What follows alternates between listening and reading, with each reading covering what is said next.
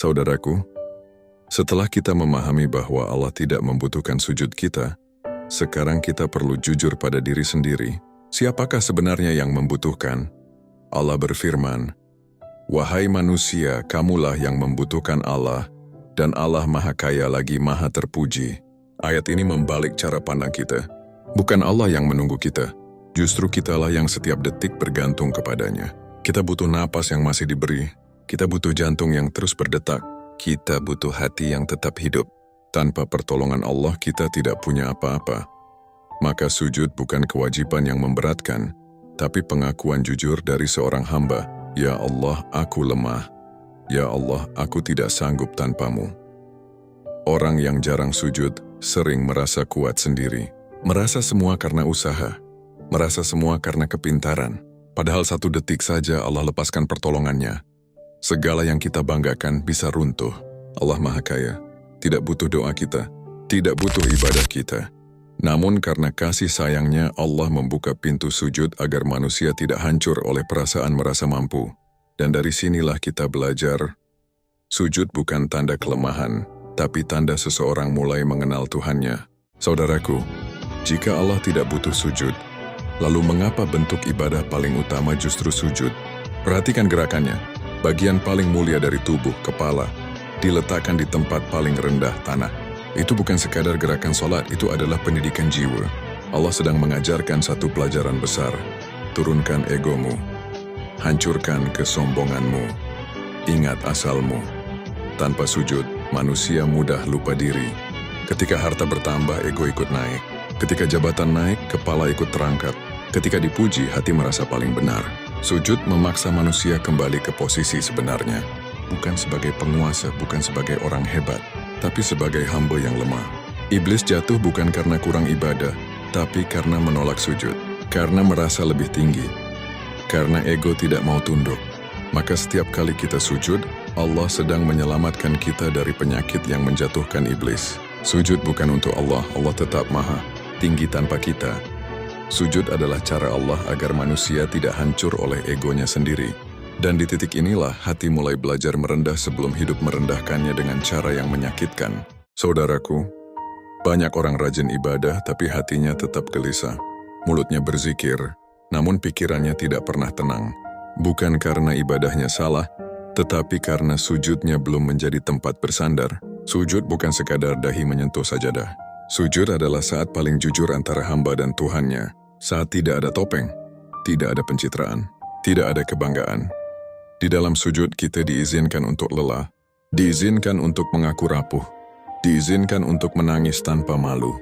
Allah tidak membutuhkan air mata kita, tapi Allah tahu tanpa sujud, luka batin manusia akan disimpan terlalu lama. Banyak luka tidak sembuh karena dipendam.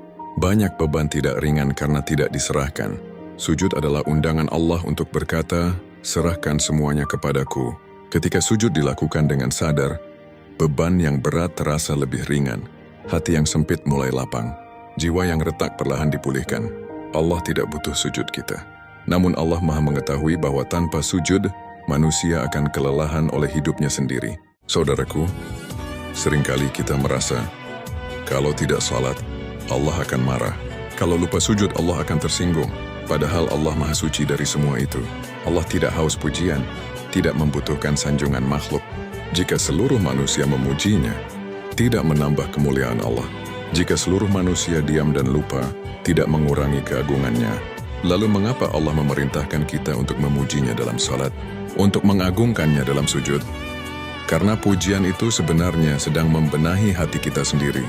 Hati manusia mudah lupa, mudah merasa aman, mudah merasa dunia adalah segalanya. Pujian dalam sujud mengingatkan, ada yang lebih besar dari masalahmu, ada yang lebih tinggi dari kedudukanmu, ada yang lebih kekal dari duniamu. Allah tidak butuh pujian kita, namun Allah Maha Penyayang. Dia tahu manusia akan tersesat jika hidup tanpa mengingat Tuhannya. Maka sujud bukan kewajiban yang menekan, tetapi peringatan penuh kasih agar hati tidak mengeras dan lupa pulang. Saudaraku, banyak orang merasa hidupnya berjalan namun tidak tahu kemana arahnya. Hari-hari sibuk, target tercapai, pekerjaan selesai tapi hati tetap kosong. Bukan karena hidup kurang pencapaian, melainkan karena arahnya perlahan bergeser. Sujud adalah kompas jiwa. Ia mengembalikan orientasi hidup manusia. Saat dahi menyentuh tanah, kita diingatkan, kita bukan pusat semesta, kita bukan tujuan hidup. Kita hanya hamba yang sedang berjalan menuju Allah. Tanpa sujud, hidup mudah terseret dunia. Keputusan diambil karena gengsi. Langkah ditentukan oleh penilaian manusia. Sujud menghentikan semua itu. Ia menarik kita kembali ke pusat yang benar. Di dalam sujud, ambisi diluruskan. Niat diperbaiki, arah hidup dikembalikan. Allah tidak butuh sujud kita. Namun Allah Maha mengetahui bahwa tanpa sujud, manusia akan terus berjalan jauh dari tujuan sejatinya. Dan ketika arah hidup kembali benar, langkah terasa lebih ringan, meski jalannya tetap penuh ujian. Saudaraku, kesombongan tidak selalu berbentuk sikap angkuh. Seringkali ia bersembunyi dengan sangat halus. Ada kesombongan dalam merasa paling benar. Ada kesombongan dalam merasa sudah cukup baik. Ada kesombongan dalam hati yang sulit menerima nasihat.